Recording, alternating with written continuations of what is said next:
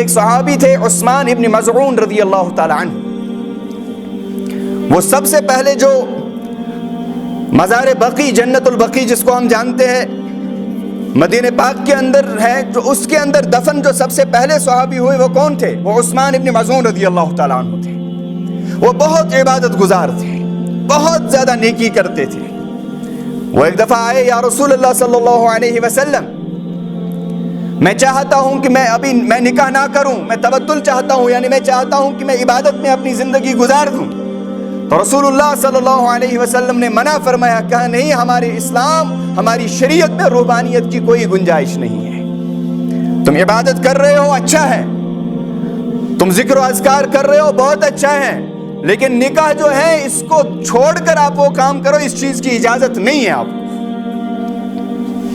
حضور علیہ الصلوۃ والسلام نے منع فرمایا، فرمایا لا رہبانیت فی الاسلام، اسلام میں کوئی کہ انسان مجرد زندگی گزارے، رہبانیت کی طرف جائے، اس کی کوئی اجازت نہیں ہے، اس کی کوئی گنجائش نہیں ہے.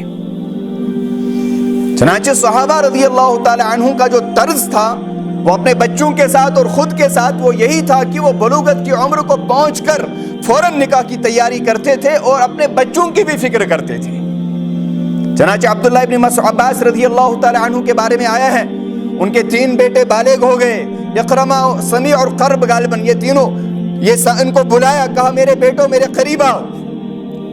اور اس کے بعد اپنے بچوں سے مخاطب ہو کر فرمایا، کہا بچوں اب تم بالغ ہو چکے ہو، نکاح کی عمر کو پہنچ چکے ہو، تم میں سے جو بھی چاہتا ہے کہ وہ نکاح کرے، میں اپنے خرچے پر اس کا نکاح کرنے کے لیے تیار ہوں. اور اس کے بعد اپنے بچوں کا ذہن بنانے کے لیے، نکاح کے لیے تیار کرنے کے لیے کیا فرماتے ہیں؟ کہا بچوں سنو، اب اگر کوئی نکاح نہیں کرتا، زنا کے ذریعے سے اپنی تسکین حاصل کرتا ہے، نفسانی خواہشات کی تکمیل کرتا ہے، تو میری بات سنو میرے بچوں، جس انسان نے بدکاری کی اللہ اس کے دل سے اسلام کا نور کھینچ لیتے ہیں، اس کے بعد اللہ چاہے تو دے، نہیں تو ہمیشہ کے لیے محروم کر دے. یہ اپنے بچوں کو کس لیے ترغیب دے رہے ہیں؟ ہم اپنے بچوں کو کہتے ہیں ابھی کیا، ابھی تو 30 کا ہو گیا، ابھی کیا ہو گیا، ابھی تو کون سا بڑا ہو گیا. لیکن صحابہ 15 سال کے بچوں کو کہتے تھے کہ تم بڑے ہو گئے ہو، کیونکہ اب تم کو اللہ نے مکلف بنایا، اگر تم مر گئے تمہیں حساب و کتاب دینا ہے، تمہارے لیے نیکی بھی ہے، بدی بھی ہے، جنت بھی ہے، جہنم بھی ہے. جب اللہ نے تم کو بڑا مقرر قرار دیا تو ہم کون ہوتے ہیں آپ کو بچہ کہنے والے؟ اگر 15 سال بلوغت کے بعد کوئی مرتا ہے، کیا اس کو اللہ حساب نہیں لیں گے؟ کیا اللہ تعالیٰ بچوں سے حساب لیں گے؟ تو شریعت تو کہتے ہیں بچوں سے کوئی حساب نہیں.